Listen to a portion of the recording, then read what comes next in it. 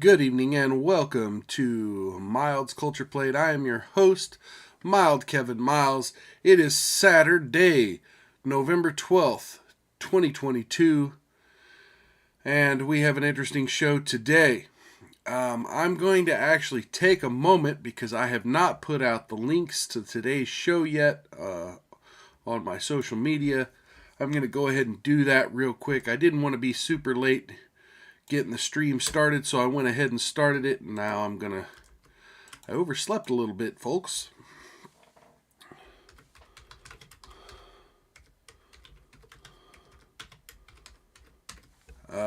Okay, getting that going, and then I'll pour the whiskey of the day after I get that going here.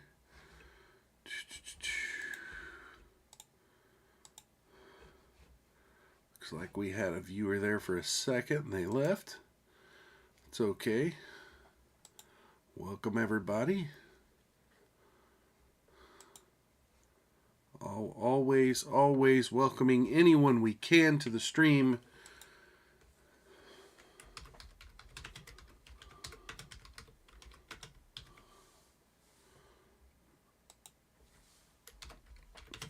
There we go. Okay, now we got the links out. Today, going to be drinking a little more of the Larceny 1870 small batch 92 proof Kentucky straight bourbon. And it's kind of a somber day because one of the greats are gone. Kevin Conroy, the voice of Batman, the man himself, has passed away. I'm not going to linger too much on the topic of celebrities who have passed, but I'm sure you folks can understand that Batman has touched a special place in my life. So, the idea that the voice of the character, the man, the myth, the legend, Batman himself, Kevin Conroy, passing away was kind of sudden and tragic news for me. So I took some time to process it, you know. What can I say? Normally when a celebrity passes away, I laugh, I move on, but this one hit me a little hard. Because when I read a Batman comic, such as Batman The Adventures Continue, like there's a voice that's in my head when I read this. And that voice just happens to be Kevin Conroy's voice because he is the voice of Batman. Whether you've been following the animated series or the Arkham games, Kevin Conroy's voice is the voice of Batman. He liked to keep it pretty hardcore. I can't do it. I could do close to it, but ladies and gentlemen, let me give a toast. Rest in peace and to a good life for Mr. Kevin Conroy. Peace.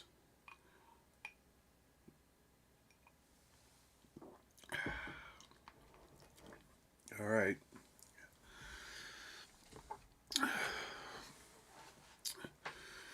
There is another action item I would like to cover before I get into the main topics of the day. And that is the journalist Megan Fox, not the blood drinker, the journalist Megan Fox, who you may have seen several times on Nick Rekieta's channel. YouTube has taken action on her channel. She has been covering the case of Miss Abcug who had her children taken from her, and now she has been placed in jail for trying to seek medical care, the proper medical care for her children. And they claimed she was, Munchausen by proxy. They claimed she was associating with conspiracy theorists to kidnap her own children, and they have now thrown her in jail. She was covering this case on her YouTube channel, Megan Fox was. And somehow, some way, YouTube has now suspended her channel and given her a strike for, quote, harassment and stalking. Not sure how covering a court case could be harassment and stalking. During that video, she was covering the conspiracy theorists that and scam artists that were trying to influence Miss Abcug. So perhaps that has something to do with it. Not sure.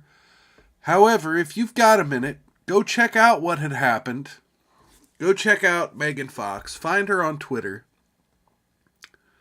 I think she's Megan Fox Writer on Twitter. Let me make sure that's correct here. Megan Fox.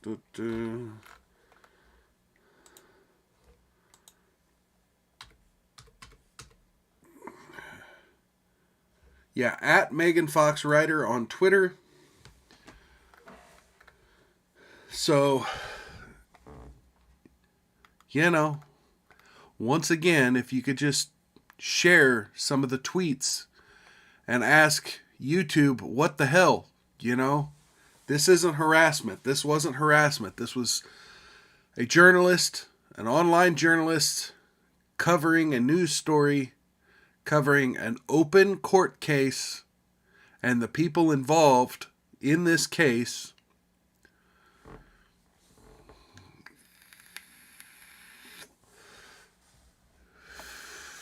How are you going to suspend somebody? Now, apparently at some point, it changed from a 2-week to a 1-week suspension. I believe she was on Ricada's channel in the last couple days. I need to go back and rewatch some of that. But, it's a tragedy. When you try to report on injustice, you invite injustice upon you in these kind of ways. And so here's to hoping Megan gets her YouTube channel back and she gets some sort of monetization and is able to continue to be paid for her hard work in covering interesting news topics. It's fucking tragic.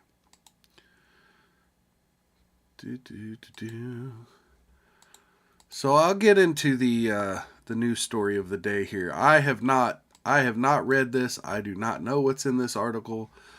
I just merely snatched it because I saw it was in the news. And it's something that I've been covering pretty close, but I haven't read this yet. Alec Baldwin seeks to clear his name. Accuses the crew of negligence in Russ death. Now, if you're not familiar with the Alec Baldwin case, let me recap some of it. Alec Baldwin shot Elena Hutchinson in the face. There is no way to change that fact. That is a fact. Alec Baldwin shot Elena Hutchinson in the face. Now, from what I understand, he was practicing his quick draw into the camera. Elena Hutchinson was the cinematographer. At some point, the gun goes off, and Elena Hutchinson dies. Alec Baldwin has maintained that he did not pull the trigger. An FBI report has come out that the gun has been tested, and the only way it possibly could have been fired is if the trigger had been pulled.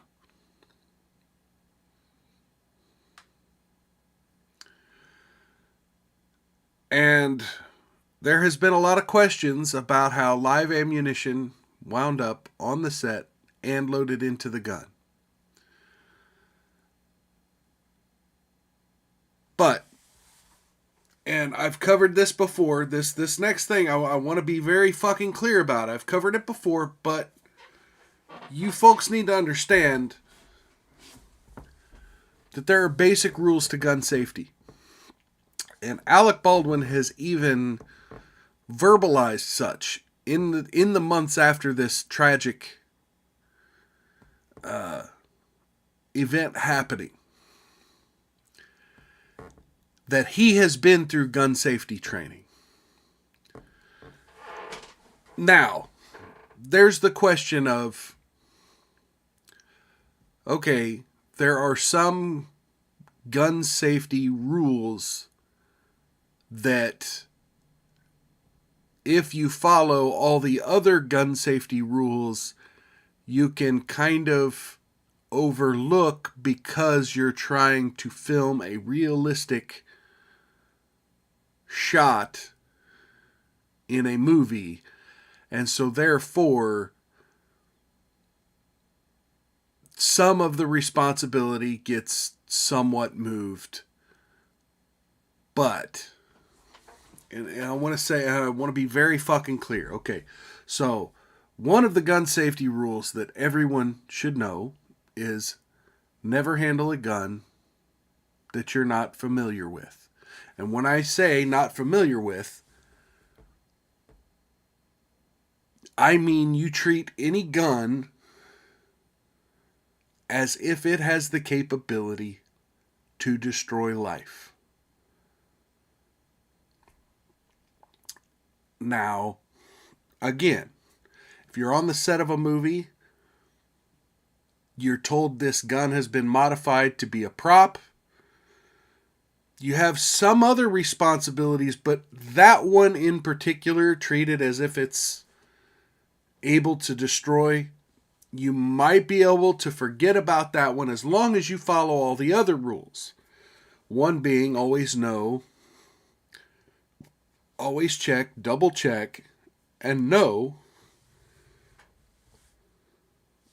whether your gun can fire. Don't just pick up a gun and start playing with it. Know what that gun is. Check that gun.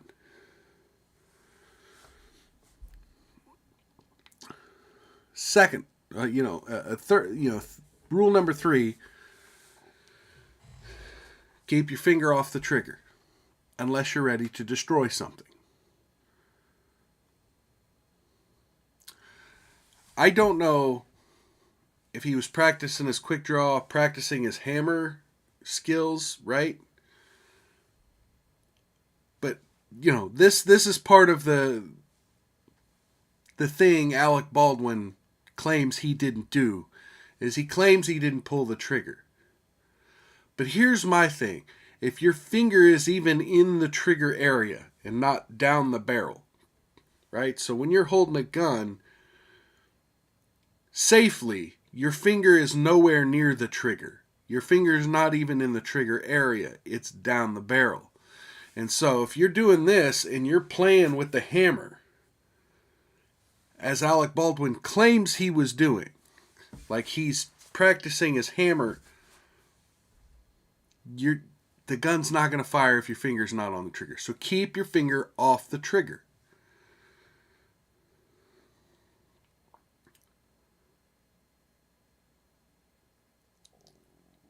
And the last 2 are, don't point your gun at anything you don't intend to destroy.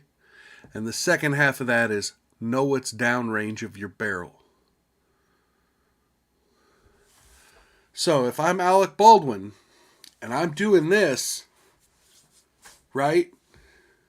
I'm not doing it at the cinematographer's face. I'm not doing it with the director standing next to him downrange from my barrel. If I'm doing it safely and responsibly, then she's setting up the shot. She's got the camera focused on my torso area, this little where I'm doing this, right? If they want that shot, they're getting that shot. She's got the camera. She sets it up, and then everyone behind the camera gets the fuck out of the shot while I do this.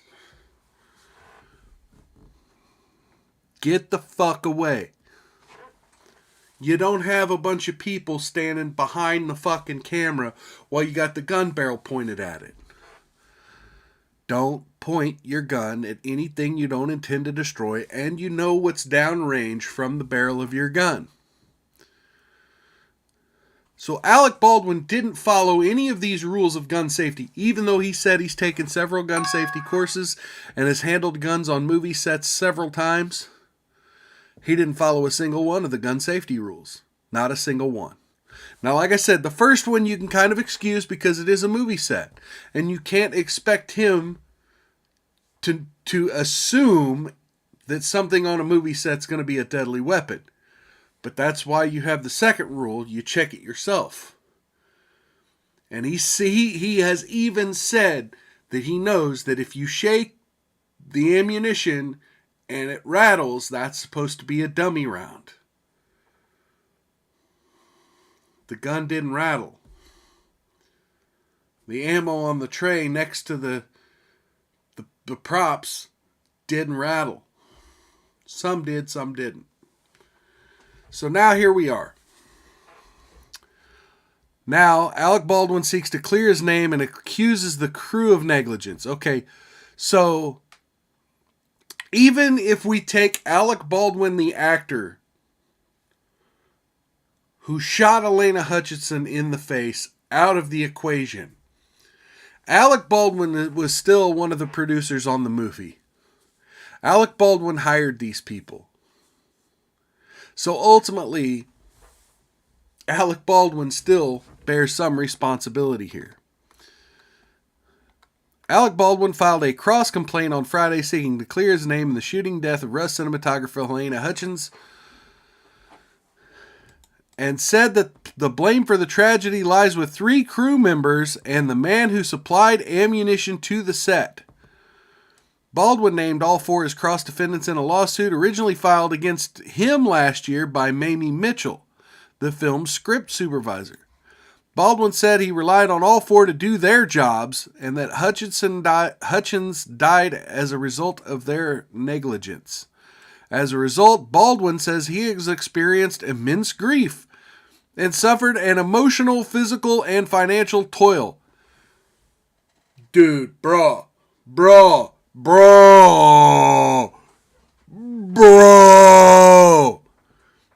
Immense grief.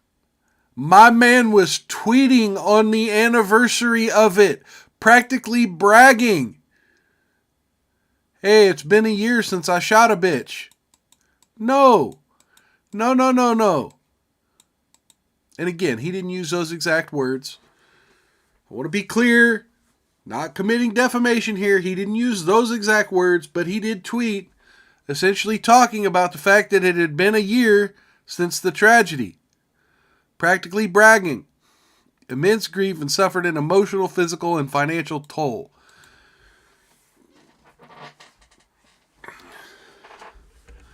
My man, you're lying. You're lying. More than anyone else on that set, Baldwin has been wrongfully viewed as the perpetrator of this tragedy. Well, yeah, because nobody else grabbed a gun, pointed it at somebody, and shot their face off,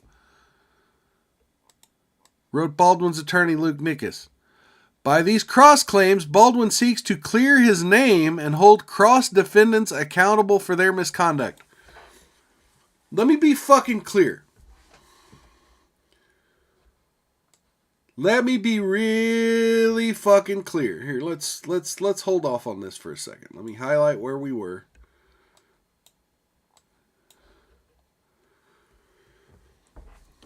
When I criticize Alec fucking Baldwin, I'm not letting the armorer off the hook. I'm not letting the ammunition supplier off the hook. And I'm not letting the set supervisors off the hook who took the armorer off set while all this was fucking going on.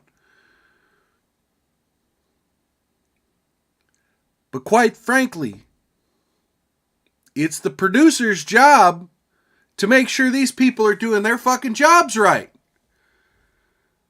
And Alec Baldwin, you're one of the producers. You are responsible for the incompetence of the people you hire. And ultimately, if you're handed a weapon on the set and you have been through gun safety training courses like you say you have, and you know the difference between the ammunition like you say you know, you have an ultimate responsibility to double check other people's work because you are being handed a deadly firearm. My man.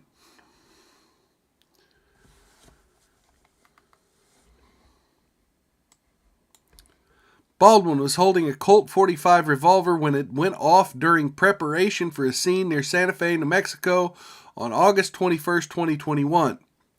He said that he pulled the hammer back, though not far enough to cock it, and then released it, causing the gun to fire. This is a lie. He says he did not pull the trigger. Now, the FBI checked the gun. The gun has what's called a quarter cock and a half cock function. That means when you pull the hammer back a quarter of the way, when you pull it less than a quarter, there's not enough momentum there to cause a bullet to come out of the chamber. When you cock it back a quarter of the way, it catches. And the only way to get that uncaught is to pull the trigger. And then there's a half cock. And the only way to get that to go further is to pull the trigger.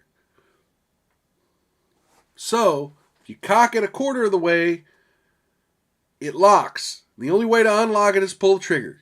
Half or full, same thing. So it's not possible for the gun to have been fired by merely snapping the hammer. There's not enough momentum in the hammer to cause the gun to fire. And if you go beyond that, it locks, and you have to pull the trigger in order to get the hammer to move and the gun to fire.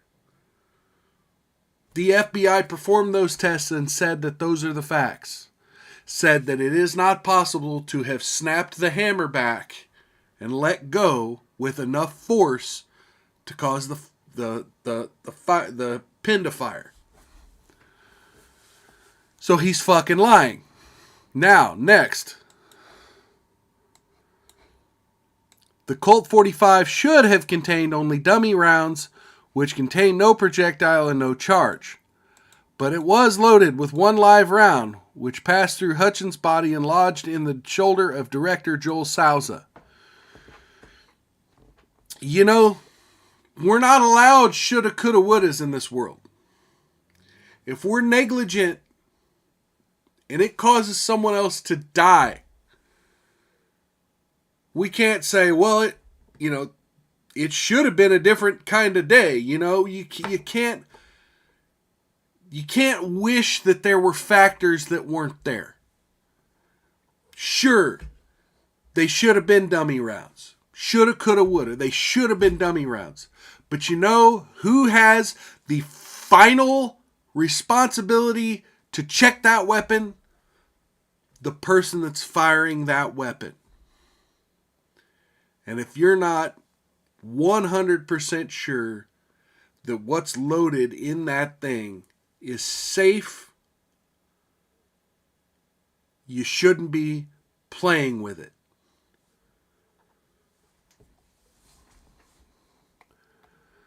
Santa Fe County Sheriff's Office recently completed its criminal investigation, and local prosecutors are now considering whether to file charges against Baldwin or any of the crew members. They fucking better. They fucking better. Baldwin has opened his mouth too goddamn many times and admitted he should have known better. You better file charges against Baldwin. This should not stand. The cross-complaint amounts to a lengthy and detailed exoneration of Baldwin prepared by his civil attorneys. See, again, these are civil attorneys. I would bet that not a single fucking one of them are experts in self-defense. I would bet that not a single one of them are experts in firearm safety. Anyway, so Baldwin prepared by his civil attorneys, complete with text messages and photos from the sheriff's investigation. The document faults armor Hannah Gutierrez Reed for having failed to perform her job carefully, and as a result, a live round was loaded into the gun that she had negligently failed to identify. This is correct. She fucked up. She should be held liable, criminally and civilly. Now, do I think Alec Baldwin should be able to sue Hannah Gutierrez Reed? I don't think Alec Baldwin is a victim here. I don't think Alec Baldwin has been harmed more so than the harm he's done. In an emailed response, Gutierrez Reed's lawyer, Jason Bowles, said that Baldwin is solely responsible for the harms that were caused. Wow. Baldwin also accuses David Halls, the first assistant director, of failing to check the gun. You failed to check the gun, motherfucker! And faults him for declaring the gun to be cold as he handed it to Baldwin, meaning the rounds did not contain any charges. Okay, so you're handed a gun and said, look, this isn't a deadly gun. What do? Do you trust this person? Do you trust this person with your life? Do you trust this person with the lives of everyone? I mean, we're about to get into the meat of why. Exactly why. Those of you watching, at this point in time, you're like, well, why wouldn't I trust this person? Like, it's not like this person would want people to die. You know, it's not like this is a murder mystery or something. You know, this is an accident, right? We're about to get into this meat of this article of why you don't trust these motherfuckers. If you're Alec Baldwin being handed a gun, say, oh, here you go, it's a cold gun, here you go. This is why, right? Coming up here.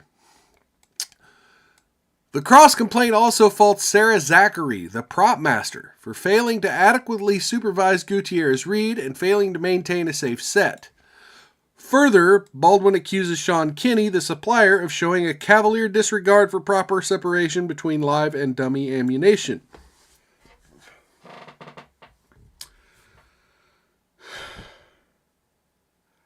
I don't know how to feel about this, about Sean Kinney. Sarah Zachary we'll deal with in just a second, but Seth Kinney, the supplier. If I'm supplying you with ammunition, it's your responsibility to keep that shit separate.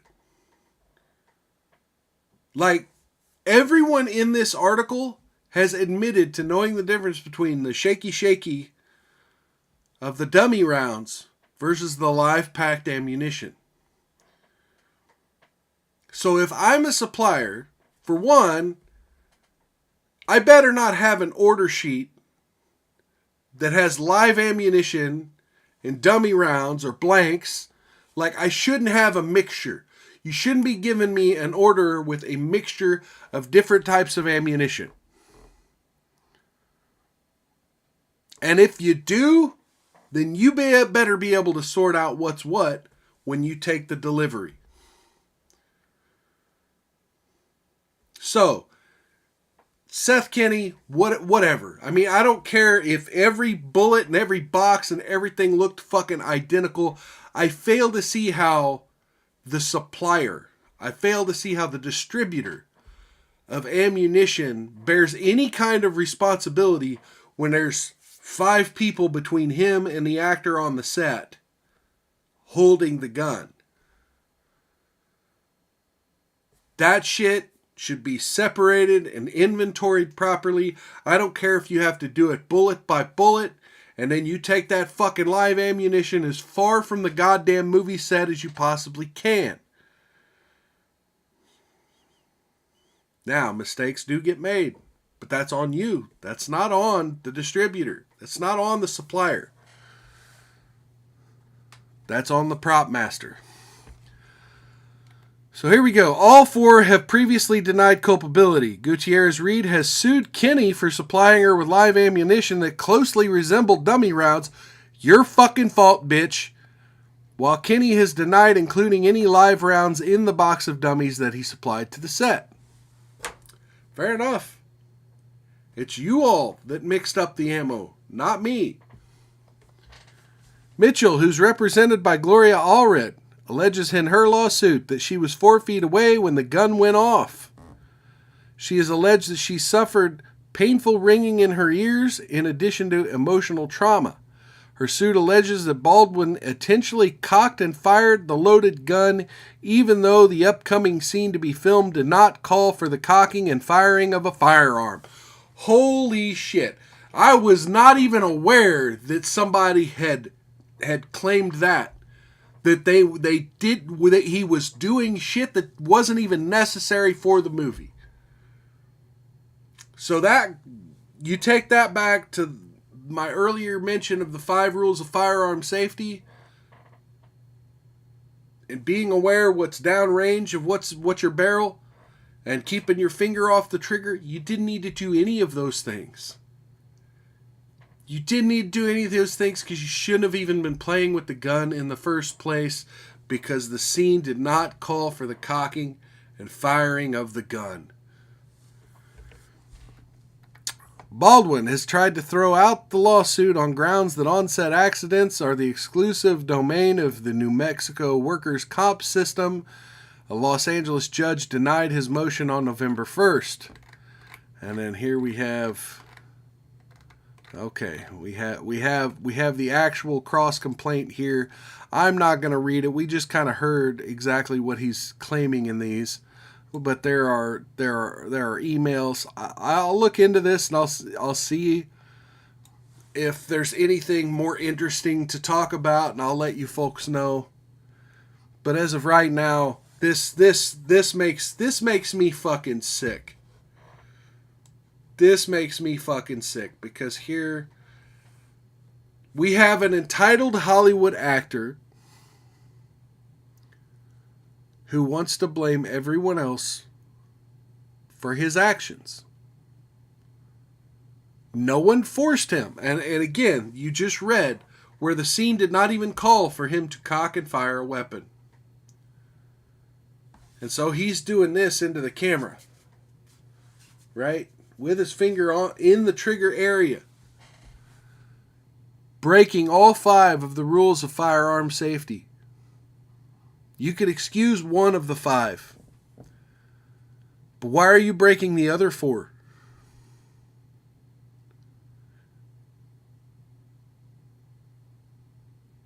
And to me, that would be an important question if I was a prosecutor. If I was a district attorney, I would be asking, okay, you said you've been through firearm safety. Can you name the 5 major firearm safety rules? And then ask him, well, why didn't you follow this? Why didn't you follow this? Well, that's understandable for number 1. Treat every weapon as if it's a loaded, deadly firearm with live ammunition. Because the guy handed him the gun, told him it was cold. So you can kind of ignore safety rule number 1, but safety rules 2, 3, 4, 5, the trigger, the barrel, what's downrange, and not pointing at anything you're not willing to destroy. You could still follow those rules with a cold gun. And you should always follow those rules with a cold gun, with dummy ammunition.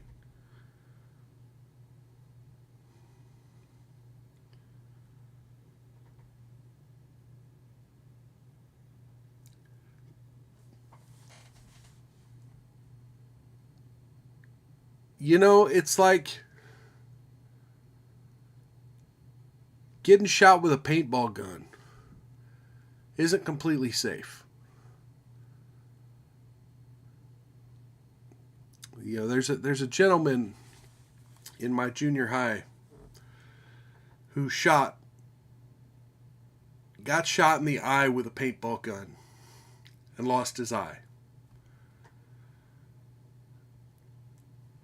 So, the idea that a weapon that launches projectiles could ever be completely safe is a misnomer. And Alec fucking Baldwin, fuck you. I've got to say, fuck you, Alec Baldwin, for this.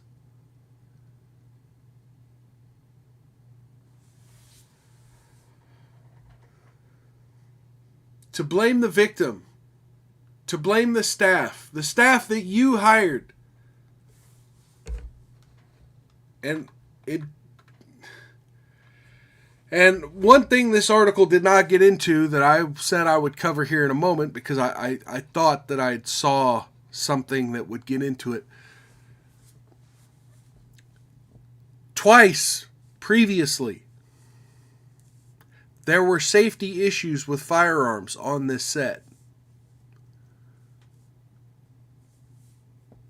Alec and other people knew that they were using some of the props for target practice with live ammunition. So this idea that, I don't know, I was just handed a gun, somebody just handed it to me, I didn't know what was wrong with it.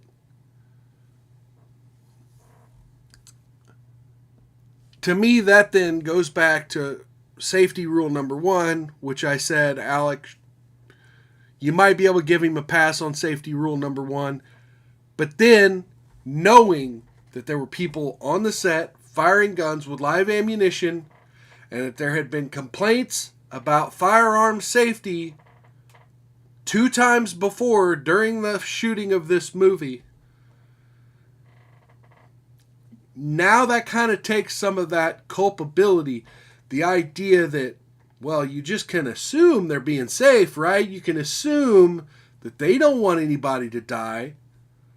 Well, you can't assume when there's already been issues of negligence. I'm not saying somebody wanted somebody to get murdered, but when they've already shown that there are safety issues, that they're probably too stupid to be running this prop operation for your movie, you can't just trust them to get it right when it counts. And ultimately, when you're handed a firearm and you're doing something with the firearm, it's up to you to know that you are safely handling it. It's up to you to know whether or not that firearm is capable of destroying a human life.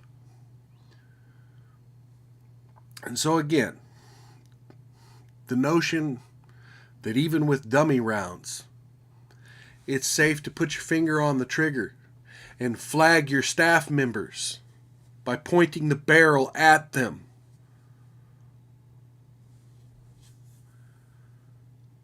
I don't care if the gun was fucking completely unloaded. You don't point a weapon at a human being that you don't want dead. Fucking period. Period. I don't understand what else needs to be said to Alec Baldwin. Everyone involved with this, that's the only thing you need to say to Alec Baldwin. That Alec Baldwin is familiar with gun safety, and the number 1 rule of gun safety is you don't point a weapon, unloaded or not, you don't point a weapon at someone that you don't intend to kill. And Alec Baldwin did that. He pointed a weapon at Helena Hutchins. And now she's no longer with us.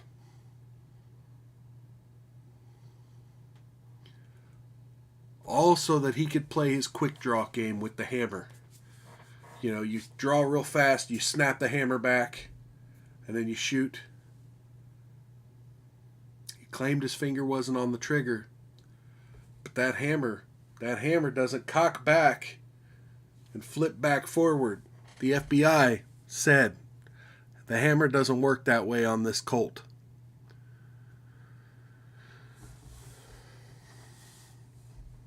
So Alec fucking Baldwin, fuck you. And the idea, look, I think Hannah Gutierrez Reed does deserve some criminal and civil liability for this. After all, she appears to be the one who mixed up the ammunition. I could be wrong. Could have been Sarah Zachary. And I guess at some point in time, Sarah Zachary called Hannah Gutierrez Reed off the set while Alec Baldwin was still playing with the gun. So she wasn't even present when the gun went off. So that goes back to more fault for Sarah Zachary. I think all three of them. I'm not sure I would charge David Halls with anything. If the only thing he's guilty of is handing the gun to Alec and saying it's a cold gun, he's not the prop master. He's not there as a firearms expert. He was relaying what was told to him by the props team who was no longer on set. He handed it to Alec, and it was Alec's responsibility to verify and confirm what he was just told by David was true. I don't know if I would charge David Halls. I don't know if he's liable for any fucking thing here. But Hannah, Sarah, and Alec, those fucking three, yeah, you should all be sued. And you should all go to jail for the death of this woman and the wounding of the director.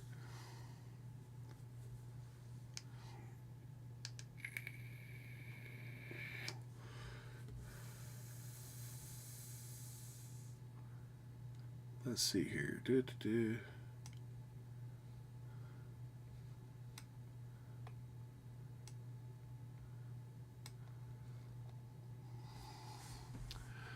So again, lawsuit originally filed against him last year by Mamie Mitchell, the film's script supervisor. Okay, why does the script supervisor...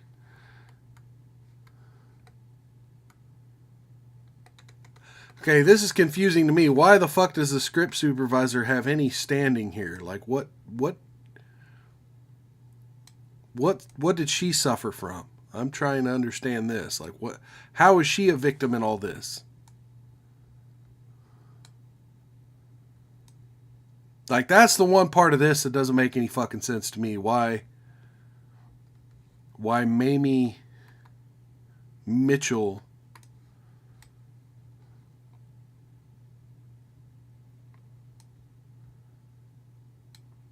Oh, okay. She suffered painful ringing in her ears in addition to emotional trauma. Well, I mean, yeah, but so did just about every fucking other person that was standing there that day, right?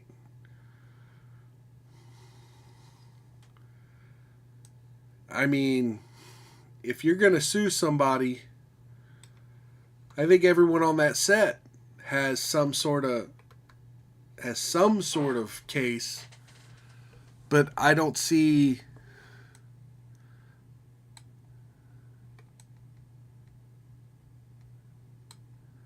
Yeah, other than the family of Helena Hutchins and the family of Joel Souza, I don't. Yeah, you didn't suffer the kind of trauma that those folks have suffered. Some ringing in your ears and emotional trauma. I mean, sure. I guess. I mean, everybody sue. Sure.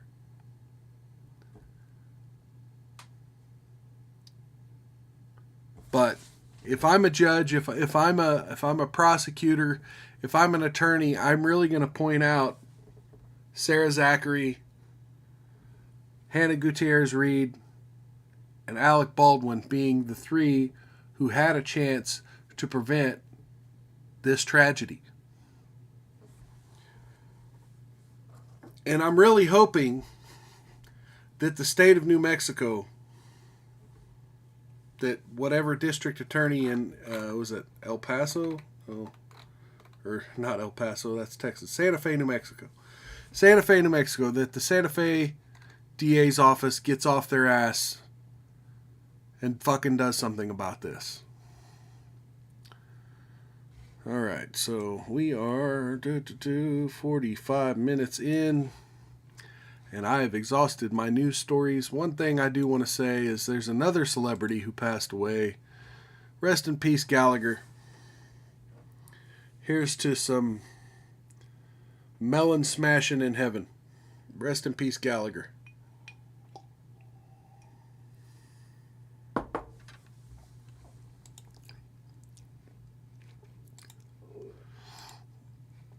Let's see if we got anything.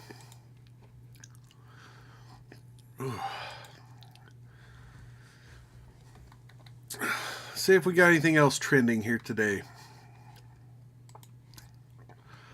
Oh, rest in peace once again. I guess there were two planes at the Dallas Air Show that collided.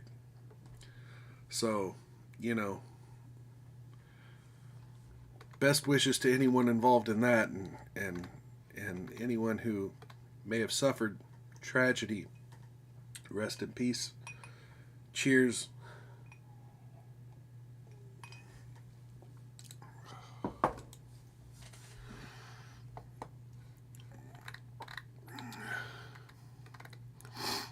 Okay. Damn it, Twitter. Okay, we got a lot of college sports trending, international sports trending.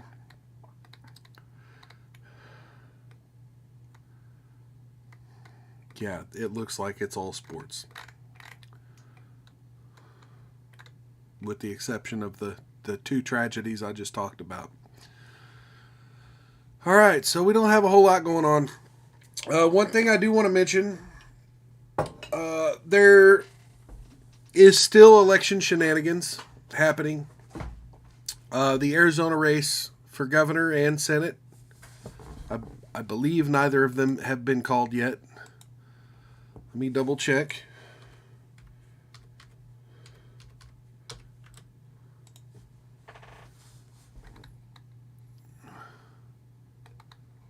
Oh, I guess they are calling Arizona Senate for Mark Kelly now. With 83% of the vote in. He's at 51.8. Blake Masters is only at 46.1. So I guess they are calling Arizona Senate for Mark Kelly. At least the Associated Press has. However, with... Wow. Wait a minute. What?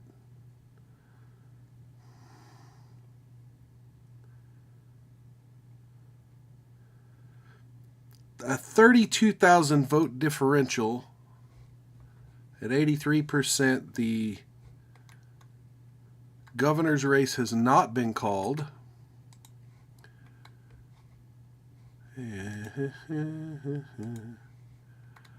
Okay, now once again, the Colorado District 3 House race, Lauren Boebert, who There were, I guess, 2 or 3 news outlets that had already called this race for Adam Frisch, and Lauren Boebert refused to concede, and now she's at 50.2% and winning.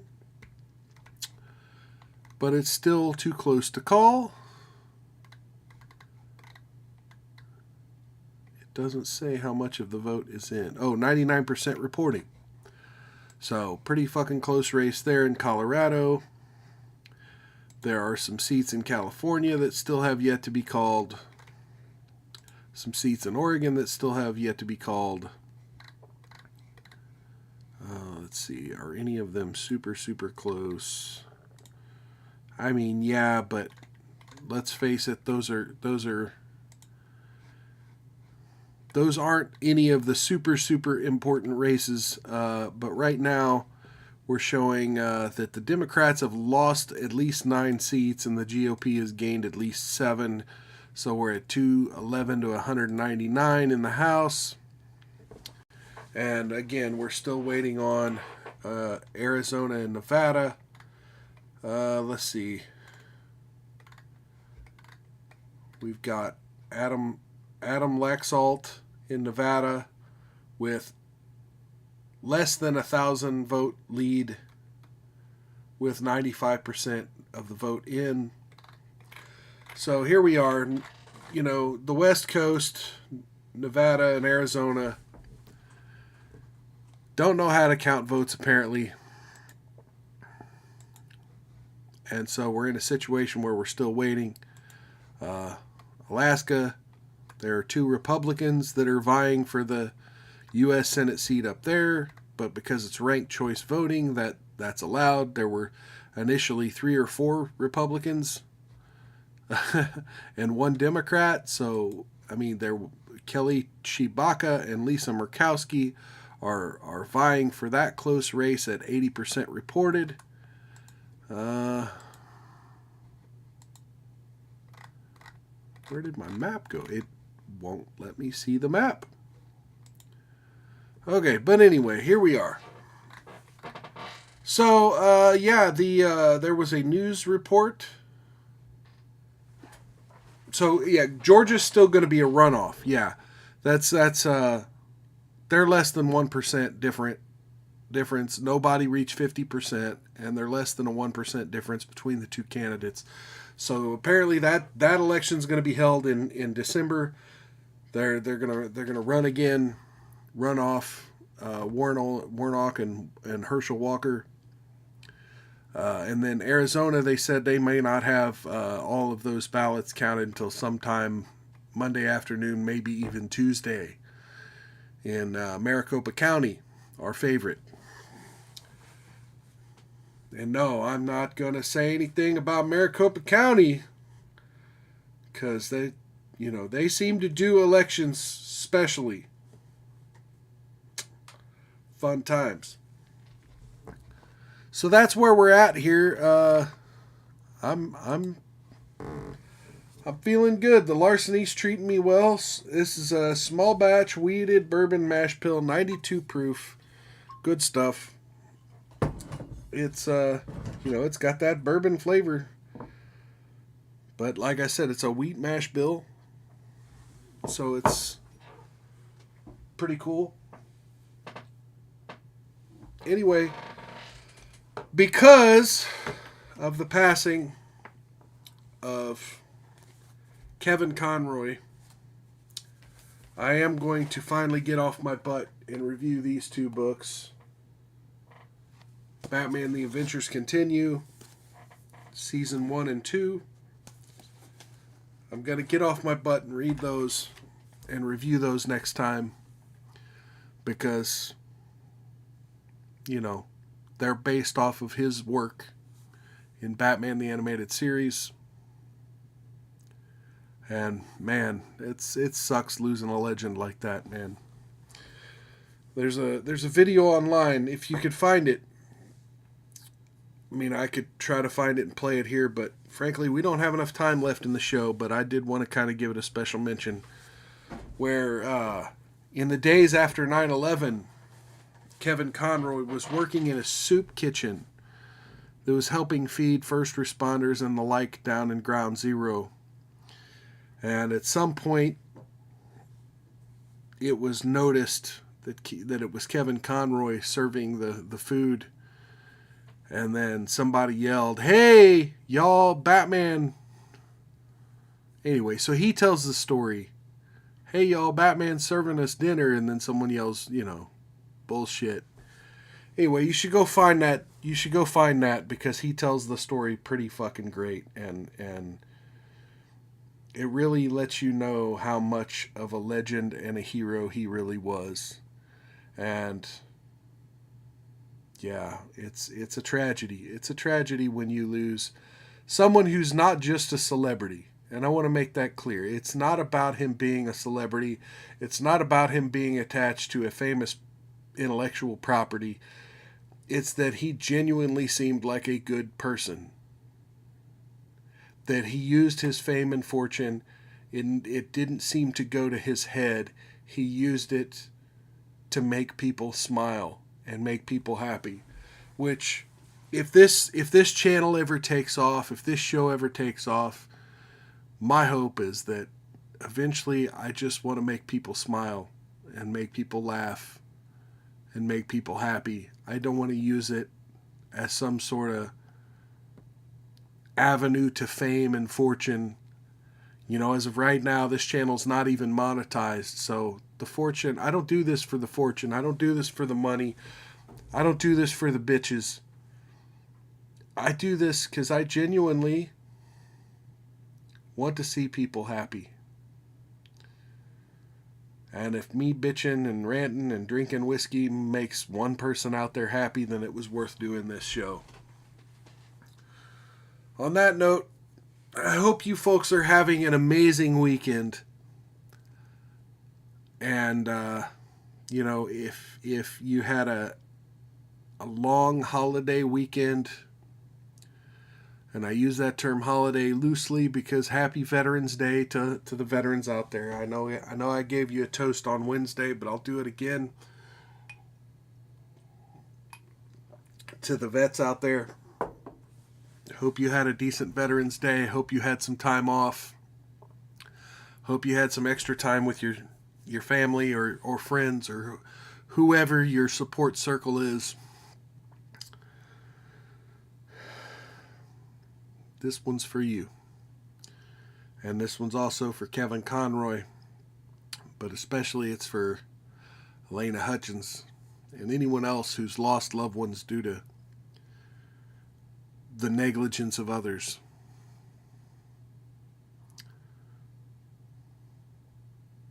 Death is a sad thing, but